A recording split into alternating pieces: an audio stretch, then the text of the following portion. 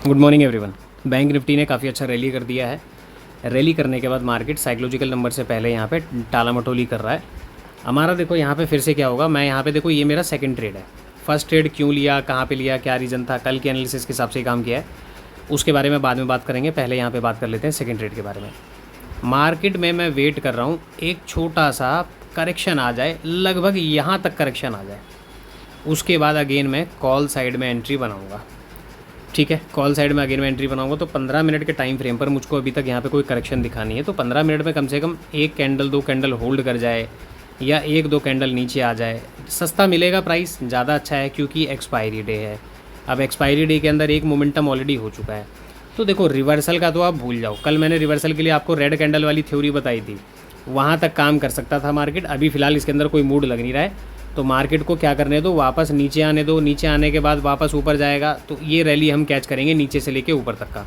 तो अभी तो 10:01 हो रहे हैं, अभी तो कुछ है नहीं मार्केट में। जब तक एक करेक्शन मिलेगा नहीं, बीच में एंट्री बनाने का कोई मतलब नहीं बनता। ठीक है, तो वेट करते हैं 5 मिनट के टाइम फ्रेम पर, देखते हैं कि मार्केट कम से कम 100-125 पॉइंट का करेक्शन तो करे, उसके बाद बात करेंगे। तो मार्केट अगर ऐसी कंडीशन में है नीचे आएगा तो मैं करेक्शन पे, अब मैं यहाँ पे क्या बताऊँगा, मैं करेक्शन का क्यों वेट कर रहा हूँ, मैं अगेन कॉल साइड में क्यों जाऊंगा, क्या मेरे टारगेट रहने वाले हैं, कहाँ तक मैं बैठूंगा, तो ये सारी जानकारी मैं आपको बाद में दूंगा। पहले चार्ट को प्रूव हो जाने दीजिए कि क्या वो रिट्रेसमेंट लेने के मूड में है।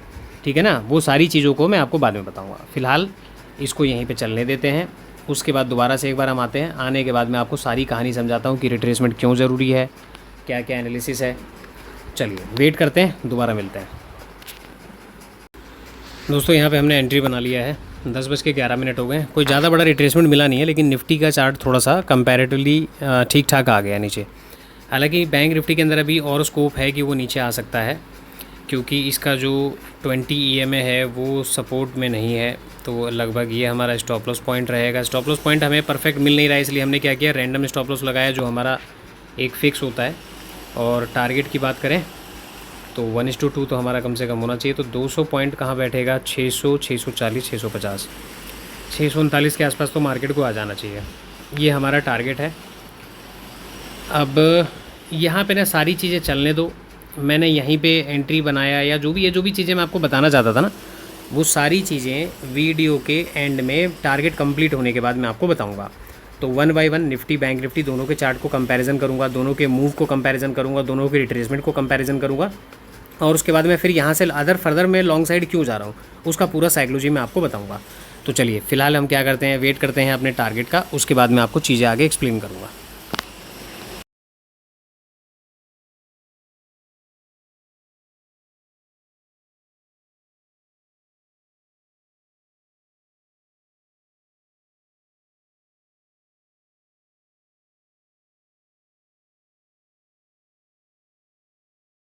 देखिए मार्केट अभी हमारे टारगेट तक जो था वो एक्सटेंडेड टारगेट तक भी आ चुका है।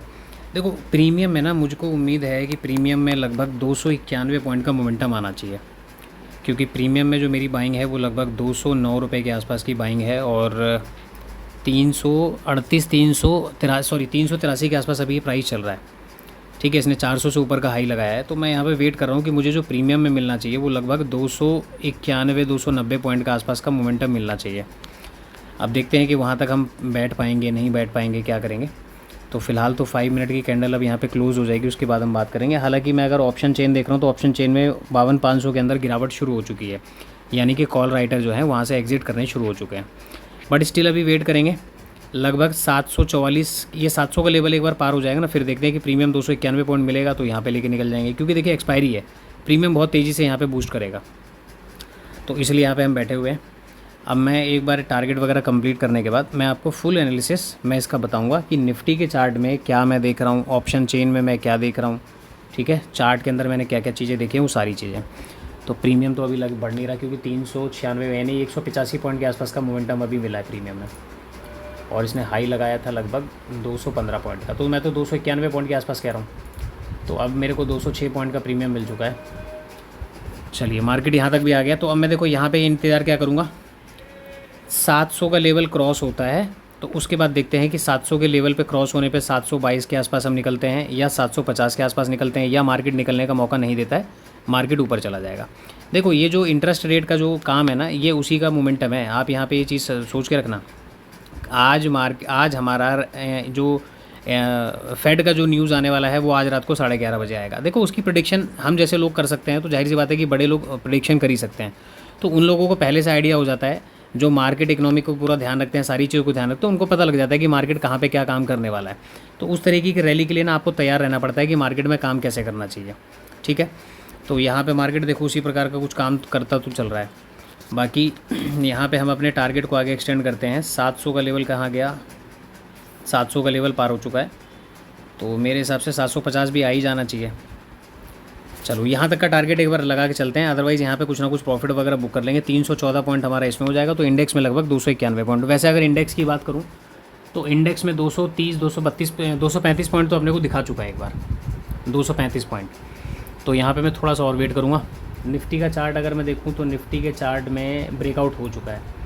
तो जो मैंने चार्ट निफ्टी का देख के मैंने जो ट्रेड किया था, निफ्टी के ट्रेड में चार्ट में जो चीज़ें देख के ट्रेड की थी, वो चीज़ें यहाँ पे हो चुकी हैं। ठीक है जी, चलो प्रीमियम यहाँ पे काफ़ी ज़्यादा घट गए हैं। चेंज इन ओवाई 6 लाख के आसपास आ गया, 52,500 में। चलिए निफ्टी का भी मोमेंटम हो गया कंप्लीट, और मेरा जो ऑप्शन का टारगेट है वो मेरा कंप्लीट हो गया। 291 पॉइंट, यानी कि मैंने 209 पे लिया था और 500 का मैंने टारगेट लगाया है। तो अभी 488, 489, 90 के आसपास गया हुआ है। चलो मेरे हिसाब से अभी आ चुका है। तो मैं यहाँ पे ना क्या करता हूँ, अपने 52,300। चलिए जी, चलो देखो लगभग मेरा टारगेट डन हो गया। पहले मैं एग्जिट कर लूँ।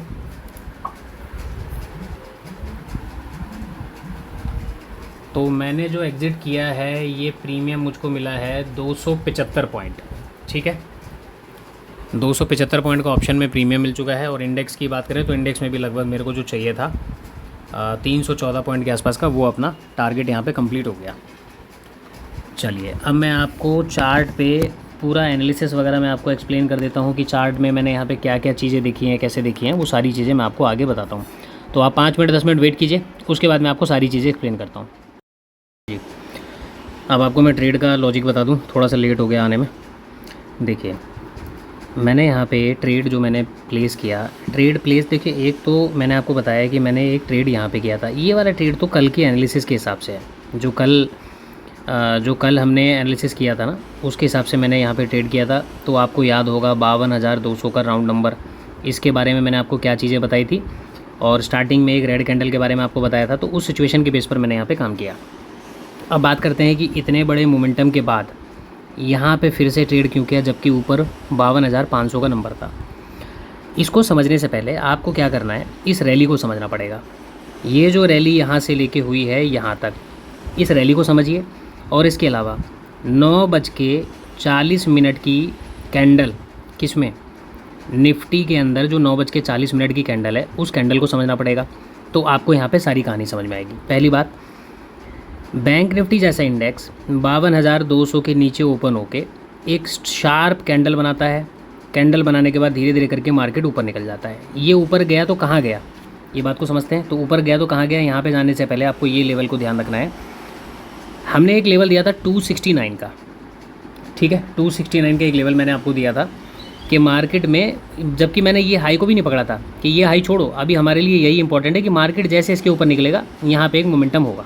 ठीक है, यहाँ पे कॉल साइड का मोमेंटम था। टारगेट क्या था, पहला टारगेट था 400 का, दूसरा टारगेट था 500 का, 52,400, 52,500 यहाँ पे हो गया। जब ये मोमेंटम मार्केट ने बड़ी कैंडल में क्रॉस किया, इस कैंडल में पहली बात तो यहाँ पे बायर एक्टिवेट हो गए और जितने भी सेलर थे सबके एसएल यहाँ पे कटने लगे। ये बात क्लियर हो गई। तो इस मूव से क्या समझ में आया, एक बात तो ये समझ में आई कि प्रीवियस डे का रेंज ब्रेकआउट हो चुका है। दूसरा समझने वाली बात क्या है, ये जो मोमेंटम यहाँ से यहाँ तक हुआ है, इस मोमेंटम को देखने के बाद अब आप चलो निफ्टी के चार्ट में। निफ्टी के पास एक रेजिस्टेंस है 25,443। निफ्टी क्या कर रहा है, ऊपर गया, यहाँ से करेक्शन कर रहा है, फिर यहाँ से ऊपर गया। 9:40 की कैंडल कौन सी निफ्टी के अंदर, ये वाली, ये है 9:40 AM की कैंडल। अब आपको यहाँ पे ये समझना पड़ेगा। देखो सबसे पहले क्या बात होती है, आपको ना सेंटीमेंट को समझना पड़ेगा, दूसरे के दिमाग में क्या चल रहा है उसको समझना पड़ेगा। तो उसके लिए आपको करना क्या पड़ता है, यहाँ पे आ जाओ, निफ्टी के चार्ट को छोटा करता हूँ। निफ्टी के चार्ट को छोटा कर देते हैं और यहाँ पे आते हैं। देखिए ये पूरा रेंज आपको दिख रहा होगा निफ्टी का, ये रेंज है जहाँ पे सेलर डोमिनेट हुए हैं, सेलर यहाँ पे बैठे हुए हैं। अब आपको क्या लगता है कि इसका ब्रेकआउट हुए बिना यहाँ पे सेलर एग्जिट कर जाएंगे? क्या यहाँ पे मार्केट अगर ऊपर जा रहा है तो क्या इसका ब्रेकआउट के बिना ही इस जगह पे 940 के अंदर ही मार्केट में ट्रेडर जो यहाँ पे सेलर हैं क्या वो एग्जिट कर जाएंगे? आपको इस बात को थोड़ा सा अपने आप को कन्विंस करना पड़ेगा, समझना पड़ेगा। तो उसके लिए आपको क्या ज़रूरत पड़ती है? साइकोलॉजी की।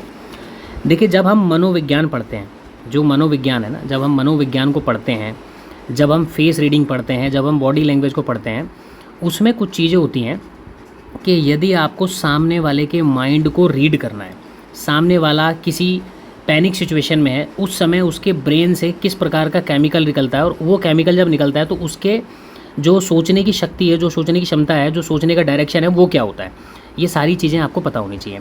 तो सबसे पहले आपको अपनी साइकोलॉजी के बारे में पता होगा, तब जाके आप सामने वाले की साइकोलॉजी के बारे में सोच सकते हैं। मिलता जुलता आपका अपना हाथ अगर कभी आग में जला है तो उस पेन को आप फील कर सकते हो जब दूसरे बंदे का हाथ आग में जलता है। उसी प्रकार से मनोविज्ञान, माइंड रीडिंग, बॉडी लैंग्वेज जो मैंने अभी तक पढ़ा, उसके अंदर एक चीज़ आती है, यदि आपकी दूसरों को दिमाग को समझना है तो उससे पहले आपको अपने दिमाग को समझना पड़ेगा। दूसरा, पैनिक सिचुएशन में क्या एक्शन ले सकता है, अगर आपको उसको समझना है तो पहले आपको समझना पड़ेगा। तो यहाँ पे बोलोगे सर हमने तो पढ़ा नहीं है, कोई बात नहीं, नहीं पढ़ा, कोई दिक्कत नहीं है। आप लोग ट्रेडिंग जर्नी के अंदर, जब आपकी ट्रेडिंग जर्नी स्टार्ट हुई है उस समय आप लोग फ्रेशर थे। फ्रेशर जो गलतियाँ करता है बस वही आपका एक्सपीरियंस है। फ्रेशर क्या गलतियाँ करता है, अब मैं आपको अपने बारे में बताता हूँ, दूसरों के बारे में छोड़ो, मैं अपने बारे में क्या सोचता हूँ। मैं मान के चलता हूँ, मैंने देखो मैं बहुत डिटेल में आपको समझा रहा हूँ, इस बात को बारीकी से समझना।